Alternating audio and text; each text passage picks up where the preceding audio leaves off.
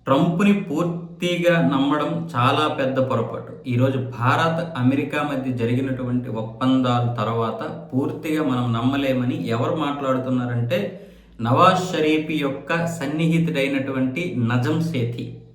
ఈ నజం సేథీ నవాజ్ షరీఫ్‌కి చాలా సన్నిహితమైనటువంటి రాజకీయవేత్త. ఈయనేమంటున్నాడంటే, ట్రంప్‌కి మేము అక్కడికి వెళ్ళాం, ఇక్కడికి వెళ్ళాం, ట్రంప్‌తో భోజనం చేశాం, ట్రంప్‌తో లంచ్ చేశాం, ట్రంప్‌తో డిన్నర్ చేశాం. ఇవన్నీ కాదు. ట్రంప్ నుంచి పాకిస్తాన్‌కి ఏం తెచ్చావు? పాకిస్తాన్ నుంచి ట్రంప్‌కి ఏమి ఇస్తున్నావు? ఈ రెండే ఉంటాయి. ఇంకొక విషయం, ట్రంప్‌ని పూర్తిగా నమ్మేసి ట్రంప్‌కి మీరు ఎక్కువ హామీలు ఇచ్చేసారంటే రేపు మనం ఆ హామీలను నెరవేర్చకపోయినా ట్రంప్ మన గొడ్డలోడ తీసేస్తాడు నడి రోడ్డు మీద. లేదు అనుకుంటే ట్రంప్ ఏదో ఇస్తాడని నువ్వు ఈ దేశాన్ని తాకట్టు పెట్టిస్తే ట్రంప్ ఇవ్వకపోయినా అడగడానికి కూడా మనకు లేదు. ఆపరేషన్ సింధూర్లో జరిగినటువంటి అవకతవకలు ఏవైతే ఉన్నాయో ఆ అవకతవకలను ఉద్దేశించి మనం ఈరోజు ఆ విషయంలో కాపాడాడు కాబట్టి ఒకవేళ ట్రంప్కి మనం దగ్గర అయితే అవ్వచ్చు కాక, కానీ వాటినే అడ్డం పెట్టుకొని రేపు పాకిస్తాన్ని పూర్తిగా దోచుకుంటాడు, లేదనుకుంటే మన యొక్క పరుగును తీసేస్తాడు. కాబట్టి ట్రంప్తో చాలా జాగ్రత్తగా ఉండండి ఈ నజం సేథీ షాబాజ్ షరీఫ్కి బహిరంగంగానే హెచ్చరికలు జారీ చేశారు. ఎందుకంటే అమెరికా భారత్కి దూరం జరిగినట్లే జరిగి ఇప్పుడు భారత్ అవసరం వచ్చేసరికి టారిఫ్లు పూర్తిగా తగ్గించేస్తుంది. 50% నుంచి 18% తగ్గించేసింది. అంటే మనకంటే 1% తక్కువే.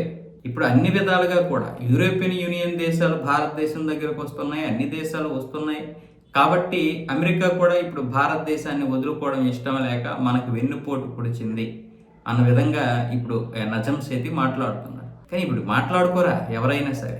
ఆసిమ్ మునీర్ కావచ్చు, షాబాజ్ షరీఫ్ కావచ్చు, మేము అమెరికా దగ్గరికి వెళ్ళాం, అది చేసాం, ఇది చేసాం, అన్నీ చేసామని చెప్పుకుంటున్నారు.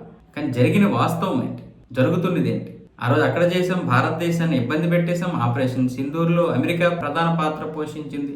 ఆపరేషన్ సింధూర్లో జరిగిన అవకతవకలంటే పాకిస్తాన్ మొత్తానికి ఎక్కడో ఏదో మొత్తానికి బెండ్ అయిపోయింది అమెరికా దగ్గర. మన ఆపరేషన్ సింధూరు దాడి చేసినప్పుడు సంథింగ్ మా వల్ల కావడం లేదంటే అప్పుడు అమెరికా మొత్తానికి ఏదో చేసి పాకిస్తాన్ని రక్షించైనా ఉండాలి, లేదనుకుంటే అన్ని దేశాలతో మాట్లాడి భారతదేశంకి మీరు బ్రీఫింగ్ ఇవ్వండి, లేకపోతే ఎవరి మాట వినేటట్టు లేదని ఏదో మొత్తానికి సలహా ఇచ్చి ఉండాలి.